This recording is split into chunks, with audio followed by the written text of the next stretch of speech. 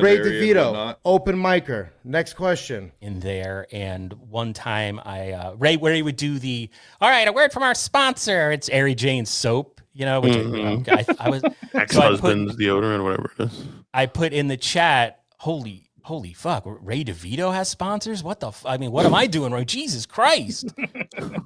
And he saw it, he read it, and then messaged me on Twitter and asked if I'd like to come on the show. And so the first show I went on, it was me and Husey, right? And so everything out of Husey was cunt, black person this, cunt, Amy Schumer, cunt, abortion, cunt. And I just sat there frozen thinking, all right, this is the end of my job. I'm done, you know? So, but that was my entree into Ray's world. And then fucking Bedabbler and Cardiff, who I was sort of running in that circle. I went to the first DabbleCon, and I was aware of Cardiff from WATP and Bedabbler from the very early days when he was doing those like news report videos about Stuttering John. They were like, "Oh, you're great with Ray. You're great with Ray. You should go on with Ray more." And I was like, "All right." You know, I was like, and I just started, all right, I won't say no. I heard Jim Stansel once say, don't say no to anything. That midget fucking. So I just started going on and not saying no to anybody who asked me on. Jim Stansel is one of our idols here. He's a tenet, a big inspiration. Huge for and not so much a big inspiration, but like a small inspiration. Tiny, extremely small. We have a great question. Ask Carlos about Franklin Sheckler. Sheckler. What do you want to know exactly? Well, a lot of people thought Carlos was Sheckler, right? Was that the... I didn't believe that for a minute. Yeah, no. I can't edit a video to save my fucking life. I mean, on Insufferable Bastards, you can see I'm doing iMovie. You know, I have no idea. But I thought Sheckler's videos were hilarious, really well done. Mm-hmm. I don't know what else you want. I mean, I did talk to you about or message you, NJ Ranger, about the whole Ray meltdown on Reddit, where, you know, he was saying that, those accusations came out about Sheckler, and Ray went on this again. He just had it in his head that I had warned him about Franklin Sheckler, who, as we all know, disappeared from the verse when those allegations came up about whatever he was doing, messaging or posting or whatever weird shit. Why don't we go to the videotapes that the audience gets what you're talking about? I wouldn't want to be Franklin Sheckler's target. I mean, you know, Ray wasn't in. I didn't envy Ray for being in that position. Yeah, you don't want to I would try to counsel him. Sorry, Flinty, I talked to him. And he of course he listened all the time, right? He did the opposite of everything I said every step of the way. And then sort of with this, somehow I was to blame. And let's hear Ray in his own words. Wait. One co-host on this show is the guy that used to be my number one co-host on this show, is the guy that pointed out to me all the fucking weird shit that guy did. And now that guy's sitting there watching all this shit being like, bravo, look at this, another masterpiece by this creep I warned Ray about. Fuck you, guy that we're going, fuck you. You literally sat there and told me about, and now you're like, hey, look at that, another masterpiece from that guy. Look what he did. Isn't it brilliant? This guy's fantastic. Fuck you, dude. Fuck you. Whoa. Yeah, that was names. You can guess who it is. Oh, cool. Who the fuck that is. We can guess who it is. The same guy that would warn me about that guy's like, hey, look at what he's doing. He's doing it all. What's he talking? Is he talking about what's his name? Biggs? What's that? Is he talking about Bob Biggerstaff? Bob Biggerstaff. Fucking unbelievable, dude. Yeah. Who is? Wait, who is that? He's replying to? Oh. Oh no, not Issa. Come on, Frank. I knew that you were a TSN guy, but I didn't know that you were that kind of guy. Yeah, this dude blocked me because it was after DiddleCon 2. When he made this video, there was had a clear agenda. There was KB was jealous of DabbleCon 2. And it's like, okay, stick to the Ray. Like, let's not have these. Now we're kind of reaching whatever. And he blocked me over that. This free speech, Anthony Cumia politics style guy. Blocked me over that. Wow. And then we find out to call him a horn dog is an insult to horn dogs. He is lusting after underage streamers. He's posting all this shit on Maine and then deleted it. Again, that's a little dicey. Him and ISO were a lot closer friends than people are aware, I believe. That motherfucker Ray said, I knew about this, which is completely fucking insanity. Going back to that whole Ray rant, which when I heard that, I was like, what, did I know? And I went back and I looked back through all my text messages. I was like, the only thing I heard about Franklin Scheckler was that he had dated some female in the Dabbleverse, like a well-known female, and ghosted her. Like, that was the extent of weirdness I heard. So what Ray did there, because, I didn't know about this shit. And when I tried to explain this on Brennan one time, but it's so convoluted and high schoolish and, middle schoolish. I could see Brennan's eyes rolling. So I just shut the fuck up. But at one point, like whenever, and I still have the texts and the emails and all that shit, I was watching Win by 2 radio. Little Mir was in the chat talking about, and this is like when Win by 2 was first coming on the scene. He was in there saying that, we've got Ray in our sights. We've got Ray on the hook. They were planning to have Ray on the show and all that. So I was like, hey, Ray, I know you're talking about going on the Mir Chow show. Just so you know, this is what Mir is talking about. So Ray conflated that with Franklin Scheckler. Ray texted me at some point saying, this is months later, hey, that Franklin Scheckler is a real weird guy. Here's his real name, blah, blah, blah. He's into really weird shit without getting any specifics. No weird and stuff. I said, like, hey, Ray, what'd you say there, Flimsy? I'm sorry. No, I didn't say. Ranger said something. I said no weird stuff. That's no weird stuff, right. So I'm like, Ray, you're probably being set up to dox somebody. This name you have probably isn't Franklin Scheckler. Is that from trolls? Just be careful, because it seemed like these are the types of things Ray would easily fall for. So that's like, to hear Ray go on that rant, it was completely psychotic, completely erroneous. And it's Ray. That's what Ray does. I mean, he's stupidly malicious. There it is there. So I've never really addressed that because I was like, what the maybe I did know. I don't know. Remember anybody brought up Scheckler where he came on screen, he had to dip? Mm-hmm. Yeah, I mean, what he was doing there, and I think because Ray started commenting on the Stuttering John stuff. And what did he comment about? He commented about not participating. If you're going to sue somebody for libel or slander, you weaken your case greatly if you participate in the joke, right? Mm-hmm. Right. So what Ray was doing, he never came out and say this, but whatever lawyer he saw told him don't participate. So Ray, in that brain of his, took that as whenever anybody mentioned Franklin, just dive off the screen. Yeah, he told me as much in Atlantic City, and he went into deep detail about some PBS writer had sort of caught wind of what was going on with him in the Dabbleverse, and he was advised not to talk about it, and there was going to be some big article about him and sort of online bullying and how it all sort of intersects with the Dabbleverse, and it sounded like maybe something some board writer might have been interested in, but I guess it never really materialized into anything. there was going to be a Ray after school special. As NPR. Yeah, exactly. Did I say PBS? I think it was NPR. Yeah. NPR, Yeah, one of those. I was sort of out of the Ray verse by that point, but yeah, and then there was like he was insinuating that somehow like I was in collusion and maybe I was going to be named in a lawsuit. That's when it all. I've been thinking about it. That's when it all went nuts. That's when it was all like this fucking shit is weird.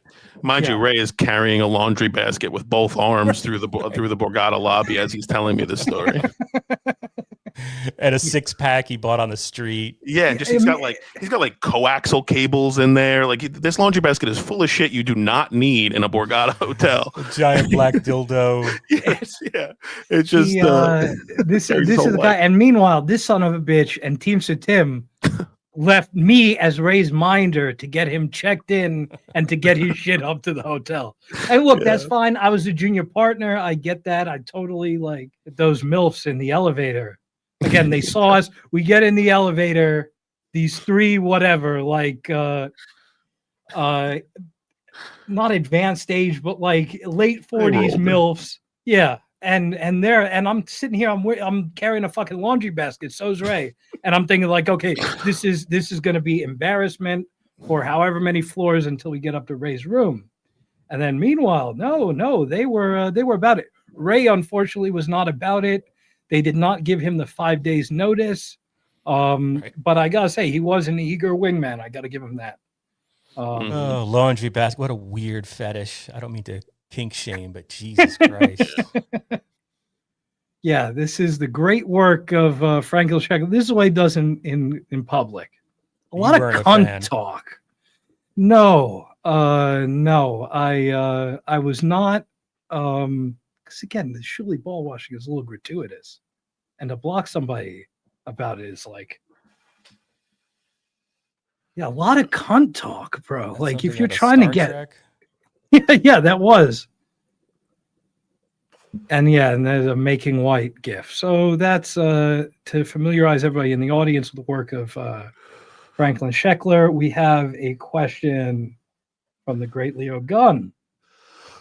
Ask Carlos Danger about the camping trip debacle. I mean, you know, it was we decided to hang out with Ray. We met at my buddy Spears' house in New York, and it was one of those things where, you know, I just were going to hang out and get drunk, and somehow we ended up on MLC. And Ray at one point, it's all a blur at this point.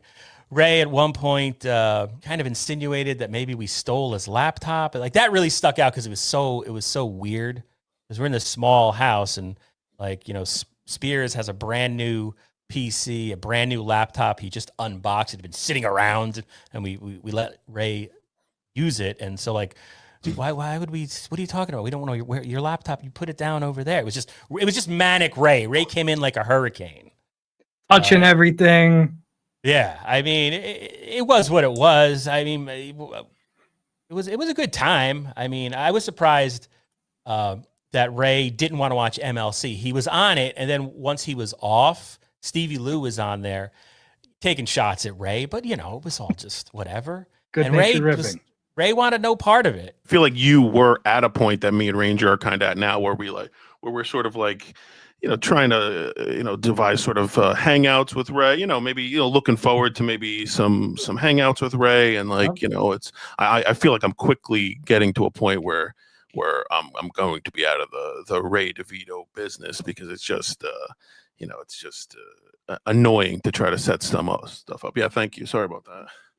Oh, no, all good. Yeah, no, again, he was insisting on walking to the fucking Meadowlands. That's the best. Yeah, and when he pulled that $5 gas station bowl out of his sock, he's like, "Hey, you want to go smoke up around the corner of the building?" It's like, Ray, I'm 40 years old. It's like, yeah, maybe like, you know, 15, 20, you know, 20 years ago, that would have been, you know, dope. But, you know, I'm not looking. But when you literally pull the bowl out of your sweaty fucking sock and offer it, it's like, this is not you know, teenager shit. Right next to a Bunyan. Yeah, it's just this guy, and he seemed offended when I turned it down. I was like, Ray, I was like, get the fuck out of here with that. I was like, I don't want to put my lips. And it's not the first time he did this. He pulled it, and he'll. I don't know if it was a bit or what, but in the poke room of the Borgata, he had the same bowl, and he had a gummy in it. And I know it was a thing. It was a whole bit. Louis J. Gomez said, "Hey, you know, you want to smoke this gummy?" Blah blah blah. But he, in the Borgata poke room, he offered me a bowl packed with a gummy. I put my finger, I touched it. I was like, "That's a gummy, Ray." He's like, "Yeah, you could smoke these." And I don't know if it was maybe he had just hung out with Louis, and that was just sort of like still a fresh thing in his mind before he got called out on it. But it was clearly that same green and silver bowl he keeps in his sock, and it was packed with, clearly it wasn't bud, it was clearly a little gummy was in there. And I was like, you can't smoke this, Ray. And then I turned back to the poker table, and I was like, it's just before I knew that much about Ray. And I was like, maybe he's just dumb, you know, maybe he's just dumb like that. And then I come to find out he had been called out on that before. So I don't know if that's a bit he does, if it's something that, if it's like, I don't know if he thinks it's cute, if he thinks it's funny, but he definitely tried to pull that off on me. I think Ray, I think about this sometimes because, you know, I mean, I'm not watching shows like I used to, but I'm still a fat man who watches shit. That when all right, so he's going to go to Hackamania, right? And, you know, Brennan is starting to get prickly about it. And Ray does a stream with Liam McEnany. Melton comes on, right? And this is kind of like Ray's going back and forth about whether he's going to go. And Melton just fucking berates him, basically calls him a talentless piece of shit, isn't even worthy of a plane ticket, right? And I'm wildly paraphrasing. And I just thought, like, okay, Ray, this is your out. You know, like, you're not, why would you take those insults and then still go to the event where, you know, if he just kind of said, all right, you know what, I'm gonna sit this one out, he'd still be on MLC possibly. Well, actually, no. But he kind of like nosedived after that. And, you know, the reason I know who Ray is because of MLC. He was sort of a pillar of the YouTube era that I'm familiar with of MLC. And I really think that was like a point where it's like, okay, you can mark where Ray fucked up because his money started changing then, his viewership started changing.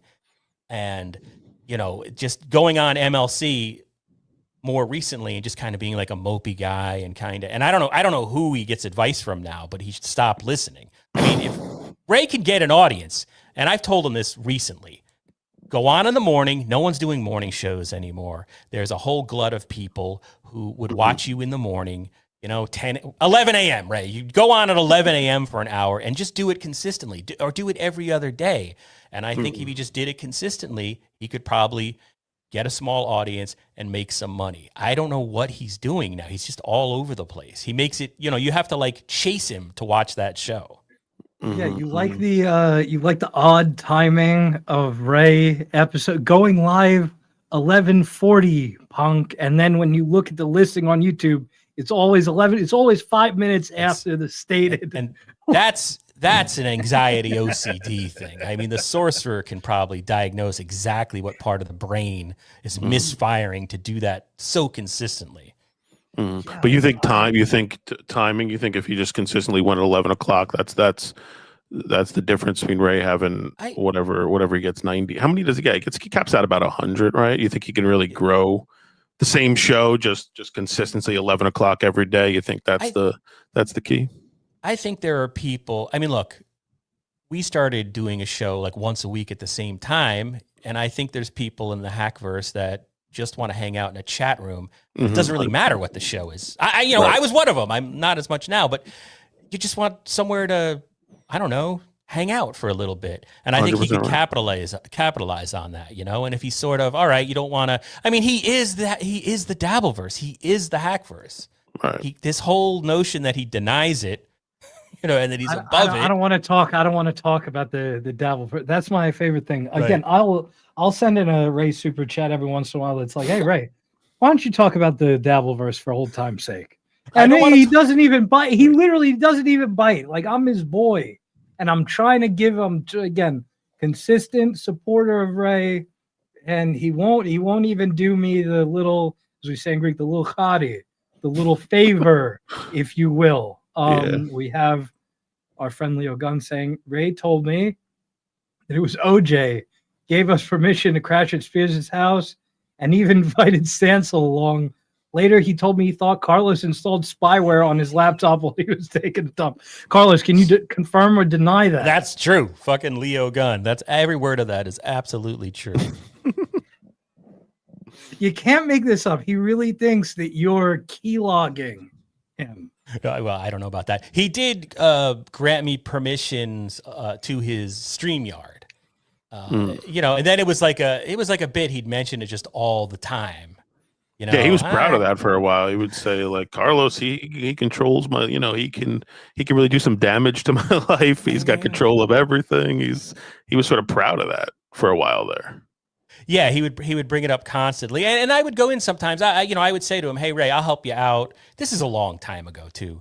At this point, in Dabbleverse years, I don't know what the it feels like forever ago. It was a long time ago. But I would be like, let me come in. I'll be your producer, but I don't want to go on camera. But when Joey C comes on, and you like I was at the beginning of this, and his mic's all fucked up. Hey, what do you know? It's me, Joey C.